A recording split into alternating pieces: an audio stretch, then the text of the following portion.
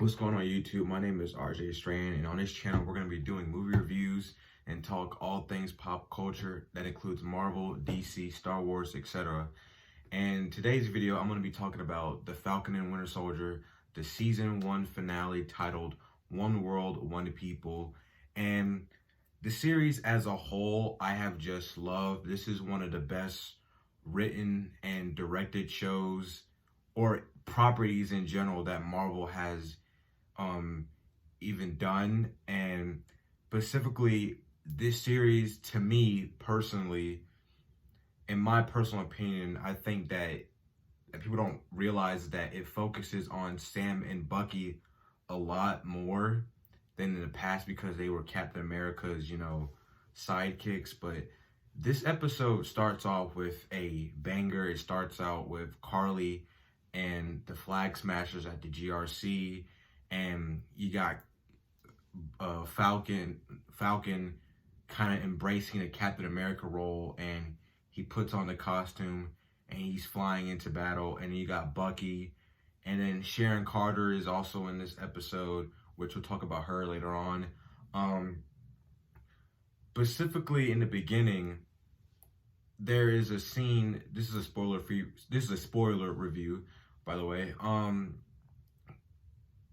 Carly went rogue in this episode, and I was rooting for Carly. I'm probably in the minority. I was rooting for Carly in this whole series, but it just shows you that she is a misguided teenager.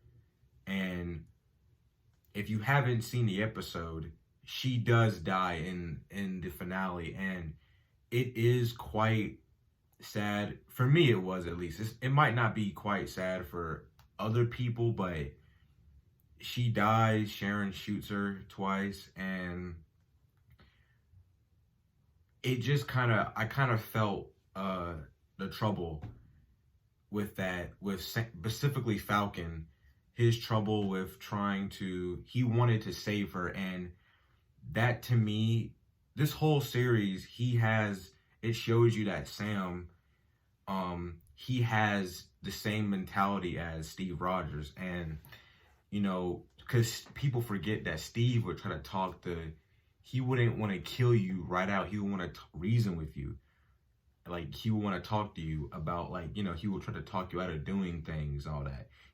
Captain America, people forget Steve Rogers did that in Age of Ultron. He was trying to talk, to Wanda and Quicksilver, like, you don't have to do this, And it kind of reminded me, the storyline between Carly, it kind of reminded me of Wanda and Quicksilver in Age of Ultron. They had a agenda against a government, and they wanted to get back at them. And the Flag Smashers, I may not agree with, them, killing innocent people, but I do understand, throughout this whole series, I do understand why they did what they did. And they wanted to basically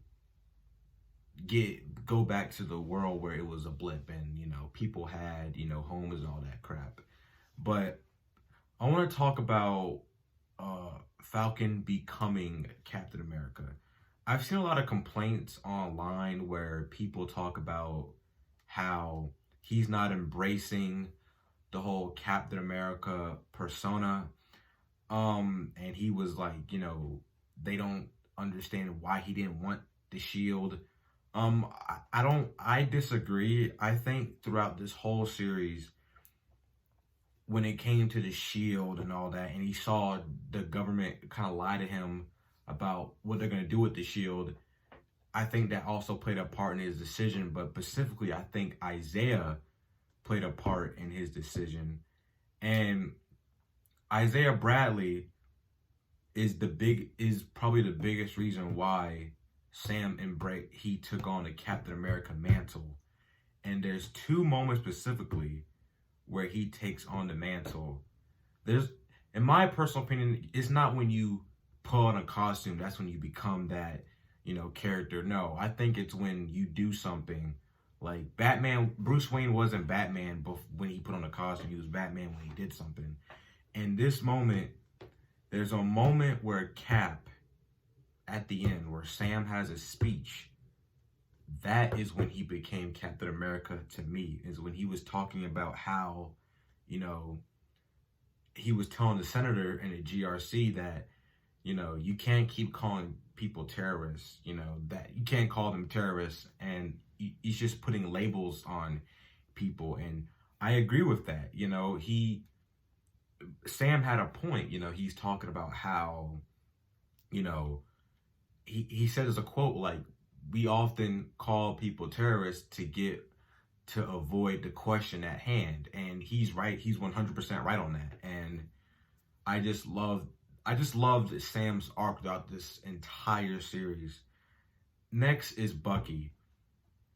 Bucky is my number one favorite. He was my number one favorite character arc because there's also a moment where he lets go of the Winter Soldier. This whole series is about him he's trying to fit in with the world. Let's just say that, where he's talking about how he's seeing a therapist. I think it's a therapist that he's seeing. Yeah, I think so. And he's doing jobs for the government and all that stuff. And basically, he's having trouble fitting in, and he meets this guy, and he takes him to like a restaurant every Wednesday, and he finds out that he remembers that he killed his son when he was a Winter Soldier a few years ago. And Bucky's whole trauma, after this whole series, Bucky is probably my top 5 favorite MCU character. His trauma and Sebastian Stan's performance is so underrated. The scene where he's I believe it was episode 4, where he's getting out of, December 19th and all that stuff, the whole Winter Soldier code words that activate the Winter Soldier, and like he's crying, like I bought that. And I bought, the scene where he's talking to Carly, and he's telling her, you don't want to go down this path. Like, he fought for something twice. Some people think that he was talking about, Civil War and Infinity War. I don't know. I think he was talking about something in the past, but you understand he's trying to reason with Carly, and he's telling her, you don't want to go down this path because it's a dark path and you don't know if you're going to come back. You hurt people going down this path. And I just love what he was doing in that scene. I love everything about it. And this whole season, there's also a scene where he saves somebody from the GRC, and they thank him. And immediately I thought, Bucky has never been, like, out of all like the MCU heroes, he's never been thanked because obviously he was the Winter Soldier, and some people don't like him. And I just thought about that because in my mind it's like, wow, he's letting go of the Winter Soldier, and it's good because he's becoming Bucky. That's who Steve was trying to bring out in Winter Soldier and Civil War, and it's finally coming to fruition. And to see him, not just Bucky, but Sam in this world without Steve, they kind of, they butt heads at times, but they embrace each other. And it's really good. It's good to see that. And I just love his arc. I just love Sebastian Stan and his acting. I love Bucky's arc throughout this entire series. And the crazy thing is, it's like he gets... My favorite part is when, the Wakandans, how his relationship is with, Wakanda and all that. But let's talk about Sharon Carter. Now, Sharon Carter is shady, to say the least. She was on the run after the events of Civil War, and she was in Madripoor, as we know. And in this episode, she comes back, and it comes out that she's a power broker. Now, I don't know how I feel about that. I don't really like that she's a power broker. I kind of predicted it, but I don't really like it. But to me, her character was not pointless, but it was a little like rushed, and it didn't really need to be there. I guess specifically that post credit scene, that it didn't need to be there, but I'm wondering where they're taking her character. Like, obviously she's going to be a villain. They're building her up to be a villain. I don't know if she's working for that I forgot the woman's name that was talking to John Walker, and we'll talk about him next, but I don't know if she's working for him, but I don't know, but or if it's Hydra, or I don't know, but or maybe even Thunderbolt Ross, but I don't know. But the next person I want to talk about is John Walker.